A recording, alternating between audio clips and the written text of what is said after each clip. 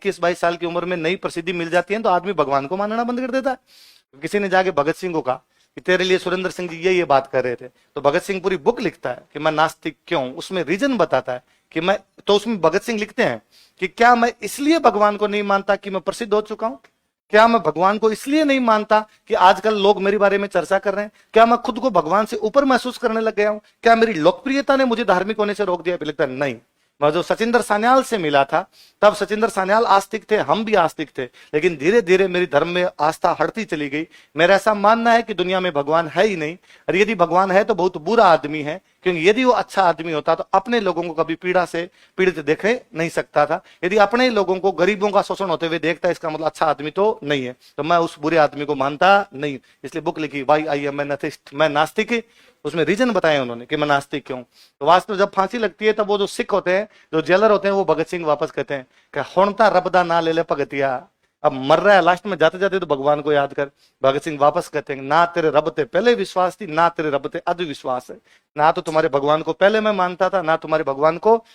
विपिन चंद्रा में बहुत अच्छी लाइन है। 23 मार्च 1931 को भगत सिंह, राजगुरु सुखदेव को फांसी लगा दी गई थी। उस दिन पूरा भारत रोया था, कई घरों में चूल्हे नहीं जले थे। उस दिन सब के सब भारत के अंदर आंसू बहा रहे थे, उन 3 युवकों की शहादत को याद कर रहे थे। अब आज भी देखिए, भगत सिंह को पूरा भारत जानता है, खुदीराम बोस को नहीं जानते। काम तो सेम ही किया ना, एक बम भगत सिंह ने फेंका, एक बम खुदीराम बोस ने फेंका।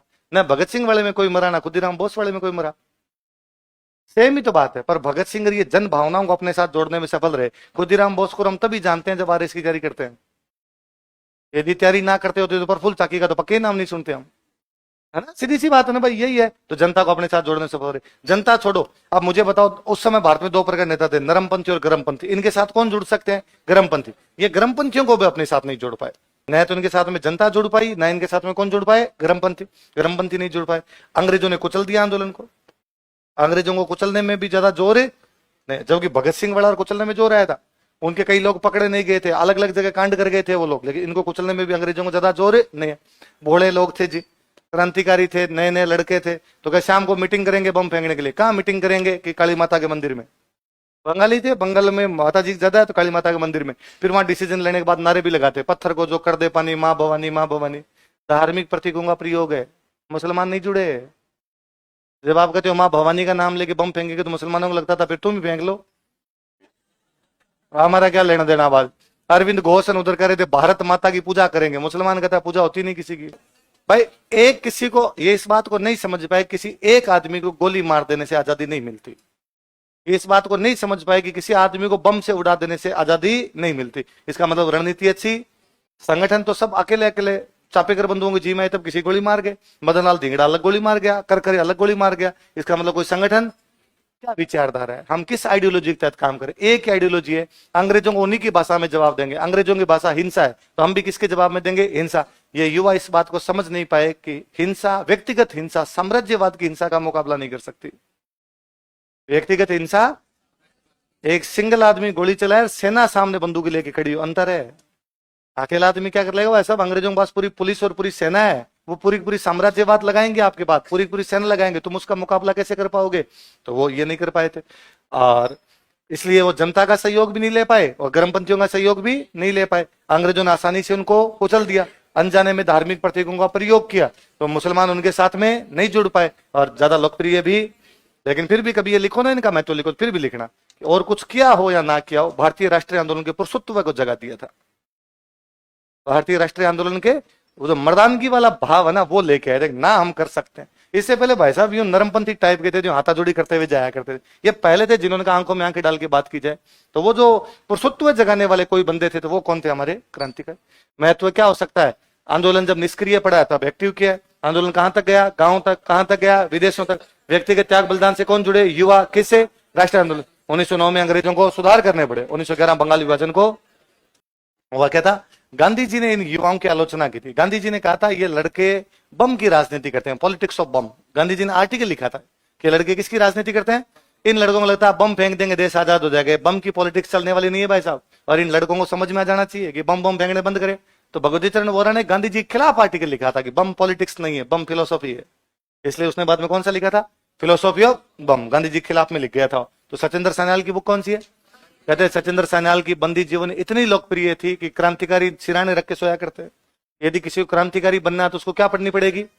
बंदी जी। भगत सिंह का स्टेटमेंट है, क्या फर्क पड़ जाएगा कि गोरे हमारे देश में राज करते हैं? इससे क्या फर्क पड़ जाएगा कि कुछ गोरे और कुछ काले मिलकर राज करेंगे? इससे भी क्या फर्क पड़ जाएगा, केवल काले भारत में राज करने लग जाएंगे। जब तक मनुष्य से मनुष्य का शोषण समाप्त नहीं होगा तब तक भारत को संपूर्ण आजादी। इसलिए हम चाहते हैं संपूर्ण क्रांति हो, भारत को राजनीतिक, सामाजिक, आर्थिक सभी दृष्टि से क्या प्राप्त होनी चाहिए? आजादी। इसलिए सिंगल सिंगल कोई फायरिंग वायरिंग नहीं करेगा रे।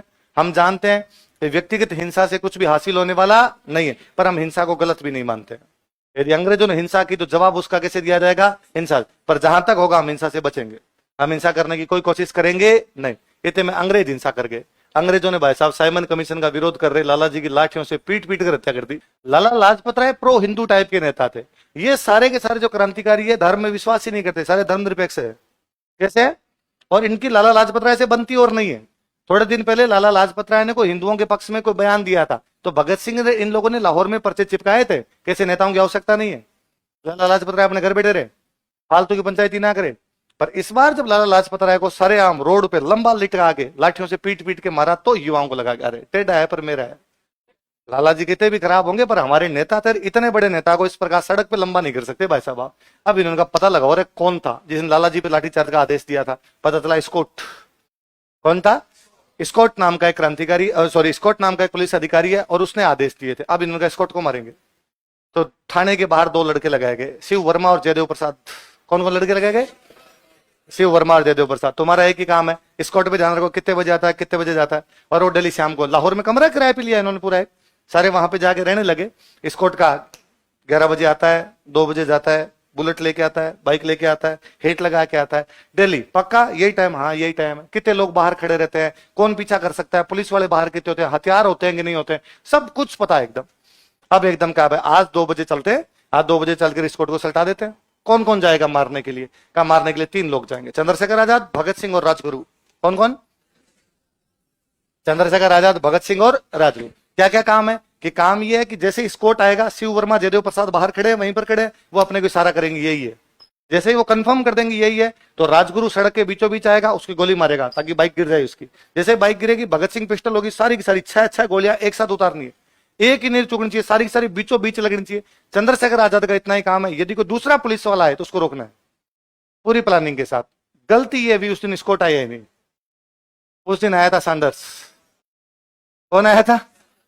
सैंडर्स आया था। वो ये बुरी चामड़ी एक जैसे दिखते हैं भाई साहब, वो गाड़ी लेके बाइक लेके वो आया था। जैसे निकला शिव वर्मा ने कहा आ रहा है, राजगुरु बीचों बीच गया सड़क के, गोली मारी, बाइक नीचे गिरी, भगत सिंह ने 6 खींचा, एक साथ ही उतार दी। वहां एक पुलिस वाला बाहर खड़ा था, सरदार जी थे चंदन सिंह, और चंदन सिंह भागा बेचारा, साहब को मार दिया, साहब को मार दिया। तो चंद्रशेखर आजाद उसको कहते हैं वापस भाग जा, हम तेरे को नहीं मारना चाहते, हम इंडियन को नहीं मारना चाहते। वो कहता नहीं यार मेरा साहब है, इंडियन अंग्रेज क्या होता है? वो भी बेचारा सही, जिसकी खाओ बाजरी उसकी बजाओ हाजरी, अगले का अफसर था यार। तो चंदन सिंह जैसे पास में था, चंद्रशेखर आजाद चंदन सिंह की गोली मारता है। बाहर निकलते हैं, बाहर इनका एक साथी और था महावीर सिंह, जीप लेके तैयार करा था, जीप में बैठते हैं, घर पे आ जाते हैं, एक ही नहीं पकड़ा गया, सारे के सारे वहां से आ गए। घर आने के बाद में शिव वर्मा जयदेव प्रसाद पीछे पीछे आए और उन्होंने आकर स्कॉट बच गया। आपने किसको मार के आगे? सैंडर्स को मार के आगे। इनका कोई नहीं। अब जो सैंडर्स मरा था तो अंग्रेज ही, अंग्रेज को तो मरना है। पर बड़े क्रांतिकारी लोग थे, इन्होंने रात को रूम पे बैठ के अपने पर्चे बनाए, हाथ से पर्चे बनाए, उन पे लिखा सैंडर्स गलती से मारा गया है, हम स्कॉट को मारना चाहते थे, और लाहौर में पर्चे फेंक के आए। मुझे लगता है उन पर्चों को पढ़ के स्कॉट ने कहा होगा बोमियो सा महाराज। आज जो आपने जान बचाई है, मेरा सैंडर्स काम आ गया मेरे चक्कर के अंदर, स्कॉट बेचारा वो होगा।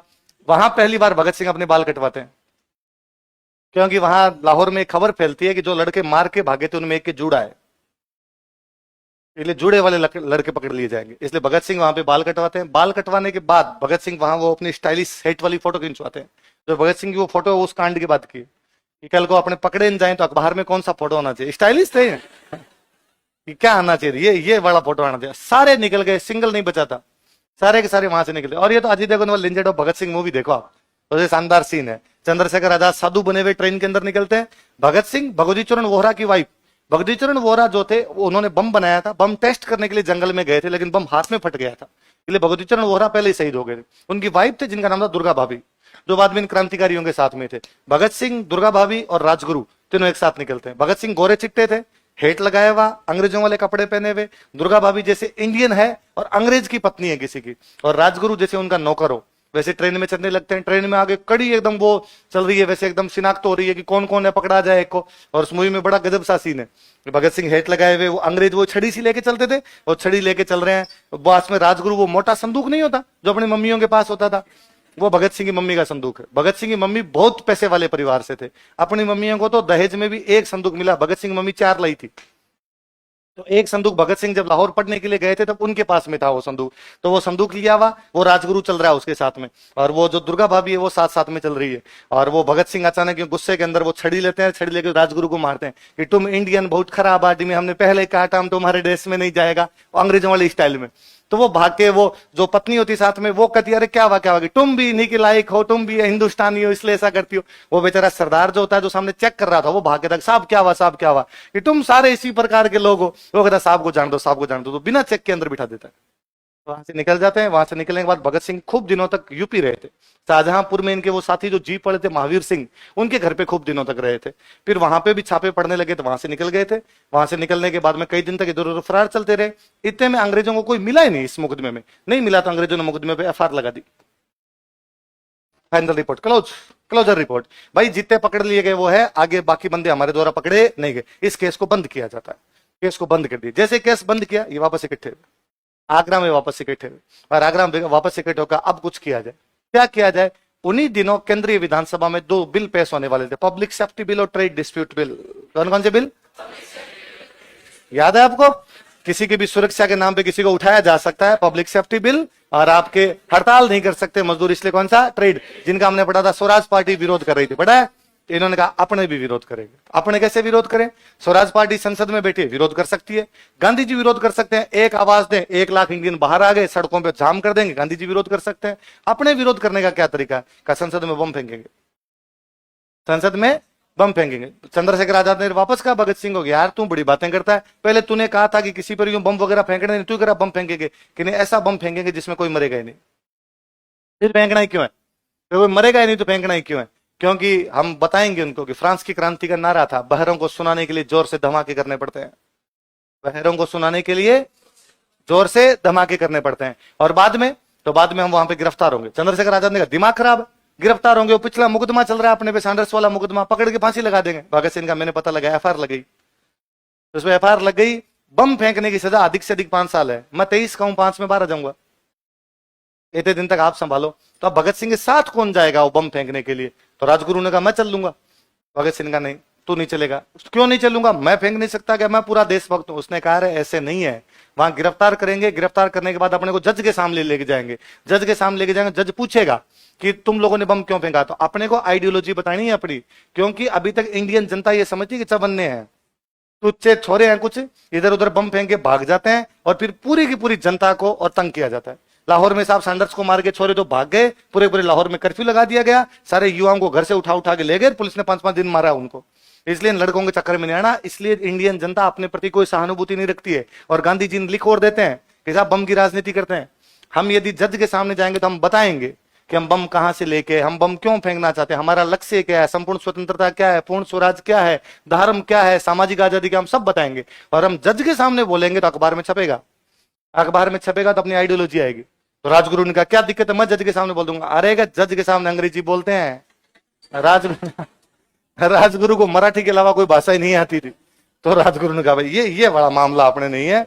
भगत सिंह अंग्रेजी बहुत अच्छी बोलते थे, भगत सिंह मैं जाऊंगा, और कौन जाए? सुखदेव ने कहा मैं चल लूंगा। भगत सिंह कहते नहीं, हम में से तू सबसे इंटेलिजेंट है जो संगठन चला सकता है, इसलिए पंडित जी और तुम मिलकर संगठन चलाओगे। पंडित जी मतलब चंद्रशेखर आजाद, और सुखदेव तुम मिलकर संगठन चलाओगे। तो तुम्हारे साथ कौन जाएगा? बीके, बटुकेश्वर दत्त। कौन जाएगा? बटुकेश्वर दत्त बंगाली थे, बंगालियों की इंग्लिश अच्छी हुआ करती थी, इसलिए बम फेंकने के लिए गए थे बीएस और बीके, भगत सिंह और बटुकेश्वर दत्त। कौन कौन गए थे? भगत सिंह और बटुकेश्वर। 8 अप्रैल 1929 तब की बात है। उस समय वो बिल पेश कर रहे थे वहां पे, पब्लिक सेफ्टी बिल, वो पेश हो रहा था वहां पे, और ये दोनों घुसे और इन्होंने जाके वहां पे बम फेंक दिया। चारों तरफ धुआं धुआं, संसद के सदस्य उठ उठ के भाग रहे हैं, ये वहां नारे लगा रहे हैं इंकलाब जिंदाबाद, साम्राज्यवाद मुर्दाबाद। पुलिस गिरफ्तार करती है, गिरफ्तार करके लेके जाती है, वहां पर ये जज को बताते हैं कि हम ये करना चाहते हैं। अब अखबारों में छपता है देश की पूरी सहानुभूति अब भगत सिंह के साथ में। सविनय अवज्ञा आंदोलन के बावजूद गांधी जी फीके हैं, भगत सिंह ऊपर है। इसलिए अंग्रेजों को लगा कि यदि लड़के इतने हिट हुए भारत के अंदर तो गांधी जी वाला अहिंसक आंदोलन की बजाय लोग इधर आएंगे और सारे के सारे लोगों ने हथियार उठा लिए तो दुबार हो जाएगा। इसलिए लड़कों को कुछ किया जाए तो क्या करें, बम फेंकने की सजा ही नहीं हो सकती, खाली बेंच पर बम फेंका, कोई मरा भी नहीं है, का पुराना केस रीओपन किया जाए। इसलिए सैंडर्स वाला केस रीओपन किया गया। उस केस में बाकी लोग गिरफ्तार किए गए और 23 मार्च 1931 को भगत सिंह, राजगुरु और सुखदेव को क्या लगा दी गई, फांसी लगा दी गई। इसे ठीक महीने भर पहले 27 फरवरी को इलाहाबाद में एक पार्क पड़ता है, उसका नाम है अल्फ्रेड पार्क। उसमें चंद्रशेखर आजाद एक पुलिस मुठभेड़ के अंदर शहीद हो जाते हैं। चंद्रशेखर आजाद फरार चल रहे थे, एक किसी क्रांतिकारी की मां बीमार थी, वो उसकी मां के पास पैसे पहुंचाने के लिए गए हुए थे। वहां पर कोई मुखबिर सूचना देता है कि चंद्रशेखर आजाद वहां है। पुलिस आती है, मैन टू मैन फायरिंग होती है, उनके पास एक ही गोली बचती है। उनको था कि मैं अंग्रेजों द्वारा पकड़ा नहीं जाऊंगा, लास्ट गोली खुद के मार लेते हैं, खुद के मार लेते हैं। वहां एनकाउंटर में शहीद हो गए। कौन से पार्क में, अल्फ्रेड पार्क में। कहां पर अल्फ्रेड पार्क, इलाहाबाद। कहां पर है, इलाहाबाद। तो भगत सिंह से इनसे महीने भर पहले चंद्रशेखर आजाद शहीद हो गए थे। भगत सिंह ये कब शहीद होते हैं आपके, 23 मार्च 1961। इनको फांसी लगाई जानी थी 24 मार्च को।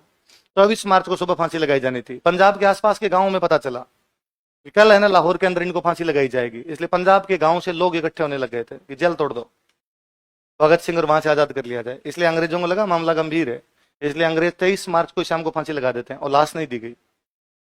यदि लाश दे दी गई तो फिर पंगा हो जाएगा। कारण यह था कि ये जब जेल में थे तो उन्होंने जेल में भूख हड़ताल कर दी थी। इन्होंने कहा था कि भाई हमारे पे अभी तक प्रूव ही नहीं है कि हमने बम फेंका कि नहीं फेंका, हमारे पर ये सॉरी हमने गोली चलाई थी कि नहीं चलाई थी। जब तक मामले का अंतिम फैसला नहीं आ जाता तब तक हम अपराधी नहीं है, और यदि हम अपराधी नहीं है तो हमें उतनी सुविधाएं दी जाए जितनी गांधी जी को मिलती है। जब वो राजनीतिक कैदियों की तरह रखे जाते हैं, हमें राजनीतिक कैदियों की तरह रखा जाए। हमें डायरी दी जाए, हमें पेन दिए जाए, हमें अखबार दिए जाए, आपस में मिलने दिया जाए हमें। अंग्रेजी सरकार इनको देना नहीं चाहती, इसलिए हड़ताल करते हैं, भूख हड़ताल करते हैं। इनकी भूख हड़ताल में बाकी वाले जो तोड़ देते हैं, एक बंदा भूख हड़ताल तोड़ता ही नहीं है। 64 दिन की भूख हड़ताल के बाद शहीद हो जाते हैं। जतिन दास मुखर्जी, जतिन दास मुखर्जी की लाश कलकत्ता भेजी गई। जतिन दास मुखर्जी की लाश कलकत्ता में ट्रेन से सुबह 6 बजे उतर गई। शाम को 6 बजे तक कलकत्ता में लोगों ने लाश का स्वागत कर दिया, लाश पर मालाएं पहना दी थी। तो अंग्रेजों को लगा जब जतिन दास मुखर्जी वाली लाश का स्वागत हो गया तो भगत सिंह की लाश तो जाएगी, तो लोग लाश को लेके पूरे भारत में घूम लेंगे, और यदि इस प्रकार से हुआ तो देश की भावनाएं और कितनी भड़केगी। इसलिए लाश ही नहीं दे, सतलज में फेंक दी थी, दी नहीं थी बाद में इनको लाश वाश कुछ मिली नहीं। कौन सी सतलज या रावी जो भी नदी थी उसके अंदर ही बाद वहीं पर कर दिया गया था, इनका अंतिम संस्कार दिया ही नहीं था। अर्ध जली लाशें। वैसे ही अंग्रेज छोड़ छाड़ के जल्दी में आए थे तो इनको लगानी थी 24 को, फिर 23 को फांसी लगाते हैं। तो कहते 23 को जब शाम को फांसी लगा रहे थे तो भगत सिंह अपने बैरक में बैठे बैठे बुक पढ़ रहे थे, लेनिन की बुक पढ़ रहे थे। लेनिन रूस वाला था, होता भगत सिंह के जो वकील थे वो 23 को सुबह आए थे भगत सिंह के पास। उन्होंने आगे पूछा था भाई कल तेरे को फांसी लगाएंगे, अंतिम इच्छा हो तो बता दे। तो मैं लेनिन की बुक पढ़ना चाहता हूँ, तो उन्होंने लेनिन की बुक ला के दी थी। शाम को अंग्रेजों का जेलर आया और जेलर ने आगे भगत सिंह को कहा कि भगत सिंह वो फांसी लगानी है। तो भगत सिंह का नहीं, कल सुबह लगानी है ना। तो कहा कि नहीं वो आज ही लगाएंगे हम, और ये हमारे मामला है। तो उसने भगत सिंह ने कहा भाई एक पन्ना पढ़ा है, यदि तुम पढ़ने दो तो मैं पढ़ लेता हूँ वरना। तो अंग्रेजों ने कहा कि नहीं तू बाहर आ, और बाहर आके उन दोनों को मना, राजगुरु सुखदेव को, वो बैरक अंदर बंद कर लिया। उन्होंने कहा रात रात सोएंगे सुबह लगनी है फांसी, सुबह लगनी है भाई साहब, रात को क्यों लगाई, सोने दो आराम से, नींद लेके फांसी लगनी चाहिए आराम से। इसलिए भगत सिंह बाहर जाते हैं। भगत सिंह जाके राजगुरु सुखदेव को कहते हैं मरना ही है, सुबह मरे अब मरे क्या फर्क पड़ता है, बाहर आओ। अब तक बाकी क्रांतिकारियों को भी यही पता था कल सुबह लगाएंगे, तो उनको था कल सुबह लगाएंगे तो अपने भाई वहां खड़े होंगे और होंगे, अपने साथियों से मिलेंगे। लेकिन जब इनको बाद में केवल इन 3 को ही पता था हमारे फांसी लगाएंगे, तो पीछे हथकड़ियां लगा के वहां से लेके जा रहे हैं। तब ये जोर जोर से वहां पर वो गीत गाते हैं, मेरा रंग दे बसंती चोला। तो वो जो मेरा रंग दे बसंती चोला, या वो गाना सरफरोशी की तमन्ना भी हमारे दिल में। तब बाकी क्रांतिकारियों को पता चलता है कि इनको फांसी अभी लगा रहे हैं। वो खूब यूं सलाखों को करते हैं, भाई हमें बाहर निकालो, पर नहीं निकालते। वहां लेके जाते हैं, वहां लेके जाने के बाद पूछते हैं कोई अंतिम इच्छा तो बताओ, एक बार हाथ खोल दिए जाए तो हम गले मिलना चाहते हैं। तीनों गले मिलते हैं, इंकलाब जिंदाबाद के फिर नारे लगाते हैं। वहां जो जेलर था वो जेलर सरदार था। उस जेलर भगत सिंह को अंतिम टाइम में कहता है, भगत सिंह धर्म में विश्वास ही नहीं करते थे, इसलिए भगत सिंह ने बुक लिख दी थी, मैं नास्तिक क्यों, why I am an atheist. कहते हैं जेल में उन दिनों एक क्रांतिकारी और थे सुरेंद्र सिंह नाम करके। शाम को क्रांतिकारियों को सबको टाइम मिलता था, मुसलमान नमाज पढ़ ले, हिंदू जो है, हिंदू और सिख एक ही हुआ करते, ये अपना मंदिर में पढ़ चले जाएं, गुरुद्वारा में कोई पाठ करना वो पाठ कर लें अपने सारे। भगत सिंह कभी मंदिर में नहीं आते थे। तो सुरेंद्र सिंह जो एक सिख क्रांतिकारी थे, उन्होंने एक दिन पूछा, करे वो नया लड़का हमारे वाला है सिखों वाला, वो क्यों नहीं आता। सर वो धर्म को नहीं मानता है।